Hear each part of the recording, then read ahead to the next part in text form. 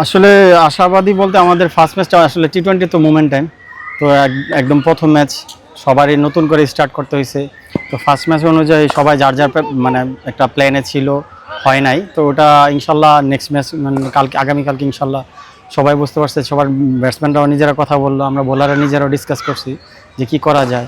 যেমন আমাদের ডেটটা একটু মানে করতে হবে ইনশাল্লাহ। মোস্তাফিজ আপনারা জানেন খুব ভালো বোলার, তো কাম ব্যাক করবে, ও নিজের মতো প্রিপারেশন নিচ্ছে, স্পট বোলিং টোলিং করছে। ইনশাল্লাহ আমরা বোলাররা যারা আছি আমরা নিজেদের যে প্ল্যান আছে এটা ইনশাল্লাহ যদি কালকে এক্সিকিউট করতে খুব ভালোভাবে ব্যাক করবো। আসলে টি-20 তো অনেক ফাস্ট একটা গেম, সো ওই ক্ষেত্রে মানে দুর্বলতা কি সবাই সবাই যার যার বেস্ট দেওয়া ট্রাই করে, তো আনফর্চুনেটলি হয় না বা হয় এরকমই। তো ওই ক্ষেত্রে ব্যাটসম্যানরাও চাচ্ছে যেটা ছোটোটা আর যত বড় করা যায়, আর আমরা বোলাররাও চাচ্ছি যত অ্যাকুরেসি টাইপ বল করা যায়। তো এই প্ল্যান আসলে এটা আমি বলবো যে দুই টিমই সেম। তো ইনশাল্লাহ আমরা আশাবাদী, কারণ আমাদের বোলিং অ্যাটাকটা ভালো।